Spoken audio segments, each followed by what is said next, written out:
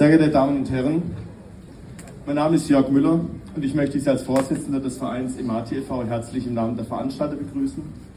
Unser Verein, der als Satzungszweck die Prävention von Antisemitismus hat, stellt ja nur die Organisation. Getragen wird die Veranstaltung von einem breiten Bündnis der jüdischen und christlichen Religionsgemeinschaften vor Ort.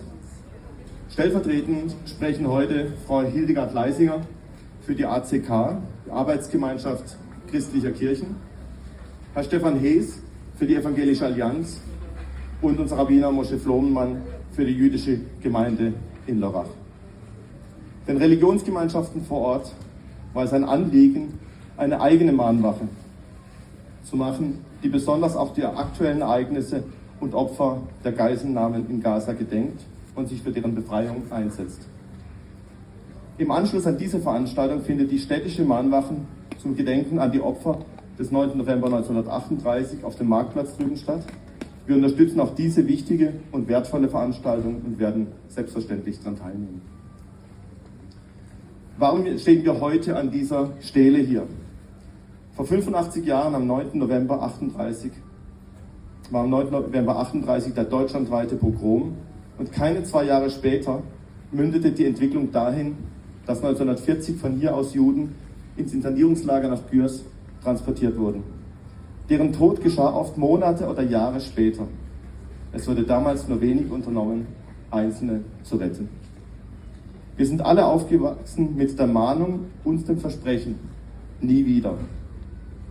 Bisher war dieser Satz für mich verbunden mit nie wieder, was damals geschah. Heute muss ich feststellen, dass ich ebenso sagen muss, nie wieder, was aktuell vor unseren Augen geschieht. Der unbeschreiblich barbarische Terrorakt der Hamas, die Geiselnahmen selbst von Alten, Frauen, Kindern, ja sogar 9 Säuglingen. Der weltweit, auch auf den Straßen in Deutschland, öffentlich bekundete Judenhass. Nie wieder ist heute. Also was können wir heute tun, damit dieser Satz auch konkret gelebt wird?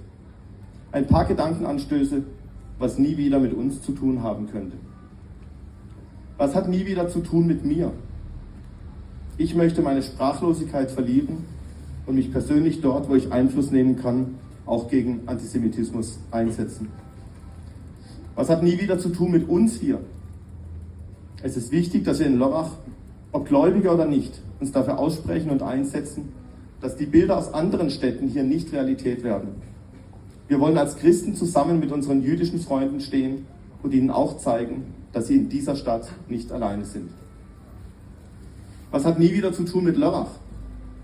Etliche Juden, Araber und Palästinenser, die uns persönlich in Lörrach besucht haben oder in Lörrach wohnten oder beim SC Hagen Fußball gespielt haben, sind nun in Israel in Kampfeinsätzen oder haben Angehörige oder Freunde und Bekannte, die in den schrecklichen Ereignissen der letzten Wochen starben. Wir wollen auch nicht die Lörracher Bürgerinnen und Bürger vergessen, die mit ihren Angehörigen und Freunden bangen. Ihnen ist unsere Anteilnahme viel wichtiger, als wir oft denken. Was hat nie wieder zu tun mit Deutschland? Konkret können wir zusätzlich zu unserem mündlichen Bekenntnis zum Staat Israel, seiner Sicherheit und seinem Existenzrecht auch beim Abstimmungsverhalten in der UNO Taten folgen lassen. Das Verbot von Terrorunterstützern in Deutschland ist ein erster wichtiger Schritt. Was hat nie wieder zu tun mit der Europäischen Union? In den 25 Jahren zwischen dem Oslo-Abkommen 93 und dem Jahr 2018 wurden die Palästinenser von der EU und der USA pro Kopf inflationsbereinigt mit dem 15-fachen Betrag des Marshallplanes finanziell unterstützt. Hier muss dringend überprüft werden, ob unsere Steuergelder auch dort eingesetzt werden, wo sie Verbesserungen bringen und Notländern. Was hat nie wieder zu tun mit der UNO? Dass der Iran im Nahen Osten einen großen Anteil an der Unterstützung von Terrorgruppen hat und öffentlich die Auslöschung Israels ankündigt, ist kein Geheimnis.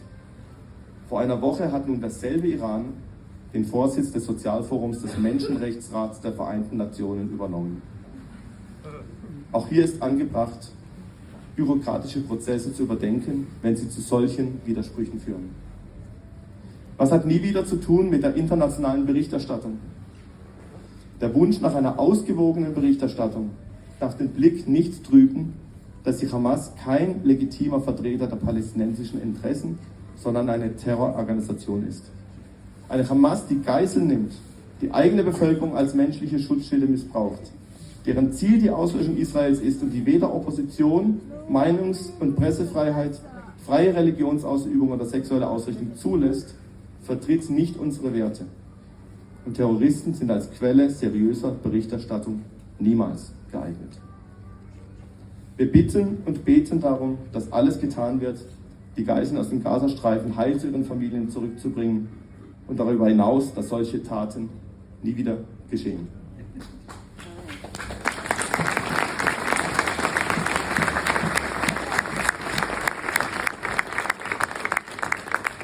Ich möchte mich persönlich auch noch an unsere Israelis wenden.